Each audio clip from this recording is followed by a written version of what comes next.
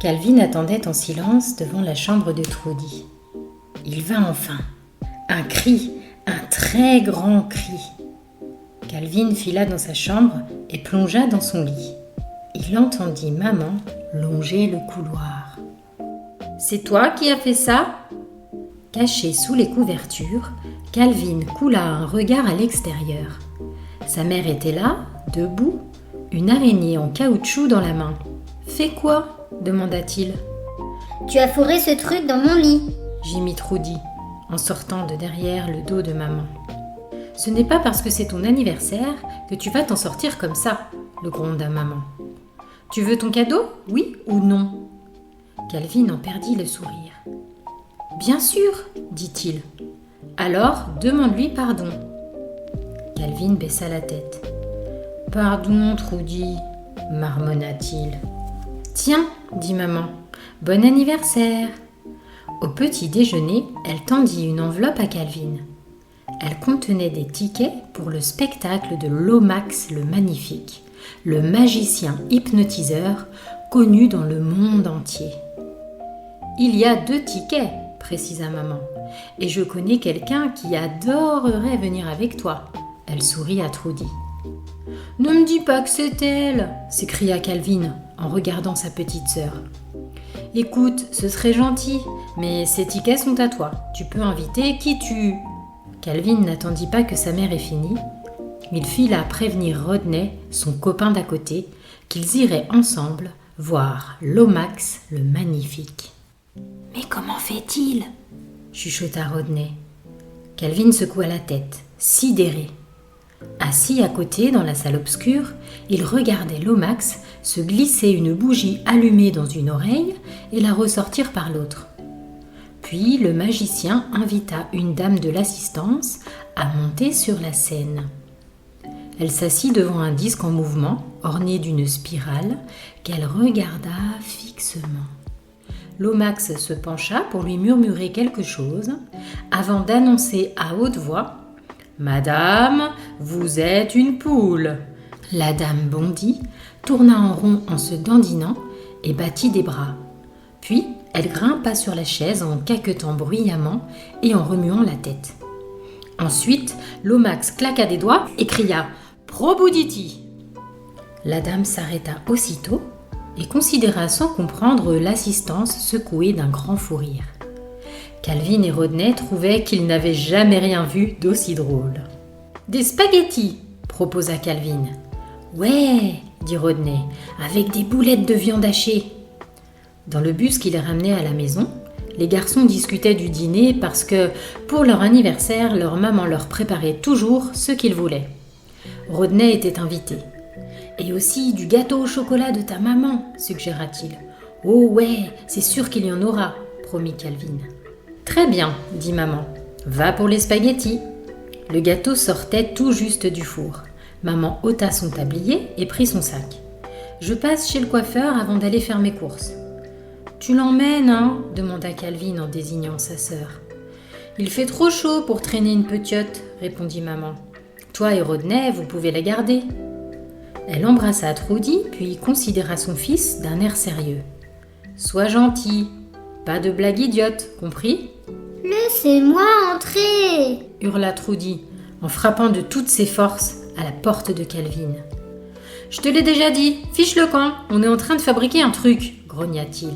« Je pourrais vous aider !» proposa Trudy, trop bas pour qu'on l'entende. La porte s'ouvrit. « Hé !» lui proposa son frère. « Tu veux faire une expérience ?» Dans la chambre de Calvin, Rodney bricolait une machine avec des pièces d'un jeu de construction. Un petit moteur actionnait un disque en carton sur lequel était peinte une spirale noire et blanche. « Bon, » dit Calvin, « assieds-toi là et regarde ce truc. » Rodney fixa une pile sur le moteur et le disque se mit à tourner. Trudy se tortilla, puis resta assise, absolument immobile, le regard vide, les yeux rivés sur le disque. Calvin agita la main devant elle. Elle ne battit même pas des paupières. « Oh, ça fiche la trouille !» remarqua Rodney. « On croirait une statue. » Calvin se pencha sur sa sœur. « Trudy ?» demanda-t-il. « Tu m'entends » Elle hocha lentement la tête. « Trudy, tu n'es pas une petite fille, tu es un... » Il réfléchit un instant en silence. « Tu es un chien. » Calvin claqua des doigts. Trudy tomba de sa chaise et atterrit sur le sol à 4 pattes, la langue pendante. « Trudy ?» demanda Calvin. Sa sœur se tourna vers lui et aboya. « Mince !» s'écria Rodney. « Ça a marché !»« On va l'emmener dehors !» suggéra Calvin. « Allez, viens !» Il se tapota la jambe. Trudy suivit les garçons en haut de l'escalier, puis s'arrêta en gémissant. « Mon cousin a un chiot qui fait pareil !» expliqua Rodney. « Il faut que tu l'aides à descendre !» Calvin prit sa sœur dans ses bras. Dans le jardin, il la posa dans l'herbe. Rodney lança un bâton et Trudy fila derrière, ventre à terre. Puis elle aperçut un écureuil et se mit à aboyer. « Elle a beau être petite, elle en fait du bruit !» remarqua Rodney.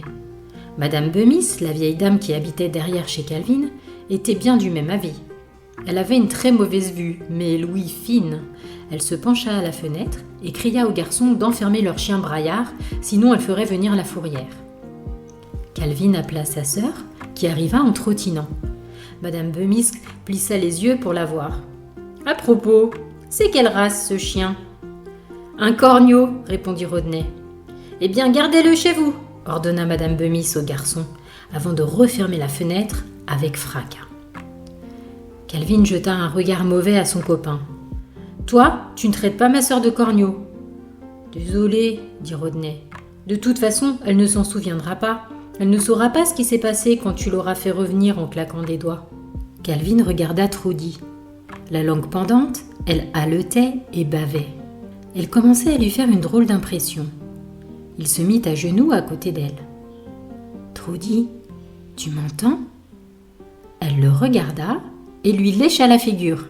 « Pouah !» fit Rodney. Calvin s'essuya la joue.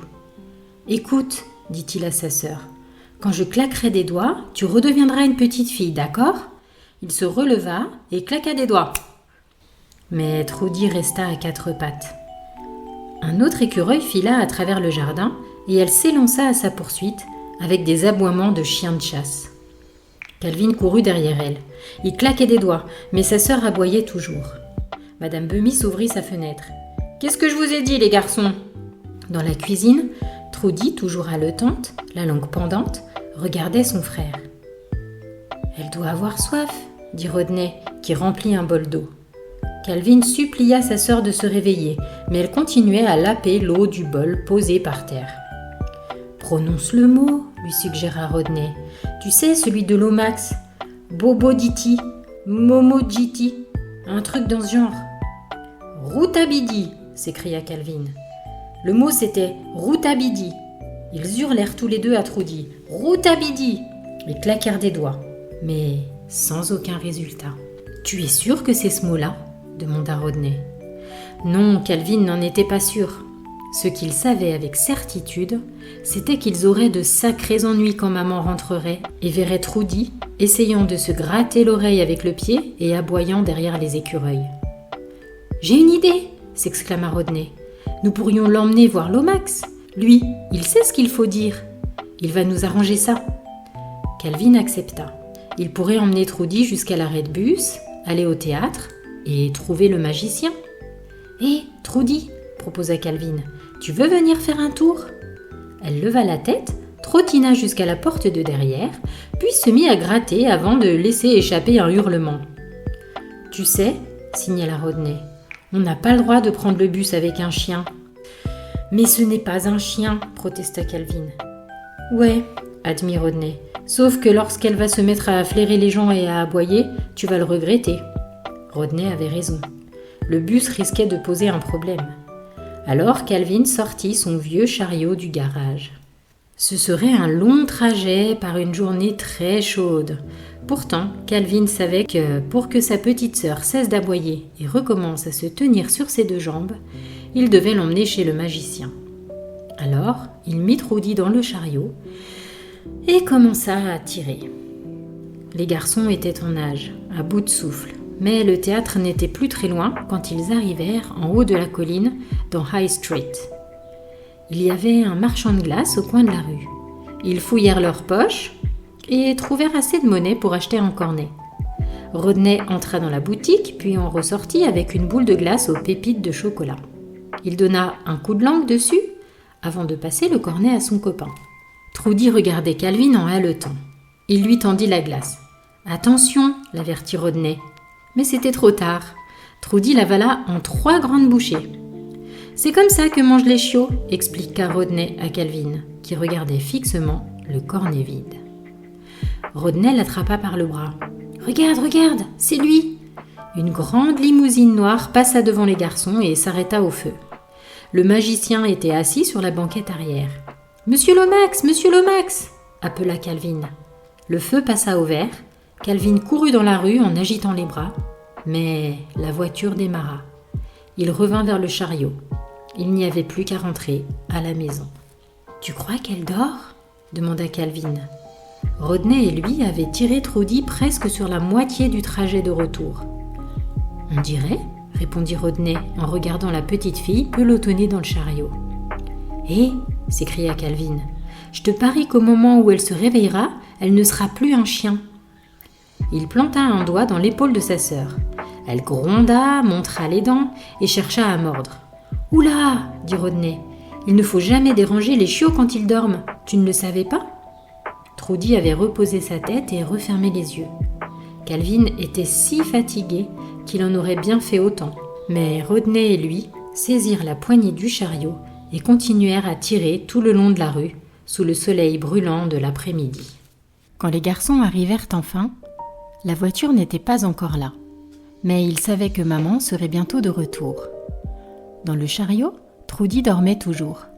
Rodney chuchota. « J'ai une idée !» Il entraîna Calvin un peu plus loin. Ce qu'il faut, c'est lui causer une grosse frayeur, comme pour faire cesser le hoquet à quelqu'un. Tu vois ce que je veux dire ?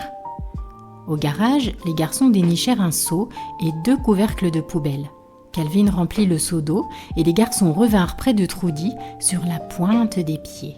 Rodney cogna les couvercles l'un contre l'autre et Calvin jeta le seau d'eau sur sa sœur.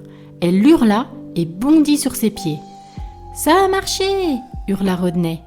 Et à ce moment précis, maman arriva. Trudy fondit en larmes. Maman sortit de la voiture avec une expression que Calvin ne se rappelait pas avoir déjà vue sur son visage. « Oula !» fit Rodney. Il posa les couvercles de poubelle. « À plus tard !» dit Calvin avant de filer chez lui à toutes jambes. Maman s'approcha. Trudy était debout dans le chariot, trempée jusqu'aux os et pleurant à chaudes larmes. Pendant que Calvin se demandait s'il devait raconter qu'il avait changé Trudy en chien, mais que maintenant c'était fini, maman sortit sa fille du chariot. Puis elle saisit Calvin par le col de sa chemise et le traîna dans la maison. Un peu plus tôt, Calvin avait senti la sauce des spaghettis qui mijotaient en bas, mais quand le soleil disparut, il était toujours bouclé dans sa chambre. Il se demandait s'il aurait droit à son repas d'anniversaire lorsque Trudy frappa à la porte. Elle lui apportait son dîner sur un plateau. Un sandwich au beurre de cacahuètes, un cornichon et un verre de lait. Elle posa le plateau sur le bureau de son frère, à côté du bidule avec la spirale. « Ça sert à quoi ?» demanda-t-elle. « À hypnotiser. Je l'ai utilisé sur toi, lui avoua-t-il. »« Sur moi ?» dit Trudy. « Ouais, répondit Calvin. Je t'ai changé en chien. » Il se mit à rire. « Tu courais à 4 pattes en aboyant et en bavant. » Trudy attendit que son frère s'arrête de rire pour lui demander « Pourquoi je ne m'en souviens pas ?»« Parce que c'est comme ça que ça marche. Autrement, tu n'aurais pas été hypnotisé, » lui expliqua Calvin. « Oh !» dit Trudy. Elle regarda son frère mâcher tristement son sandwich. « Les spaghettis étaient drôlement bons, » signala-t-elle. « Et le gâteau aussi. » Calvin se contenta de grogner. « Tu sais quoi d'autre j'ai bien aimé ?» demanda-t-elle. La glace de cet après-midi, aux pépites de chocolat. C'est celle que je préfère.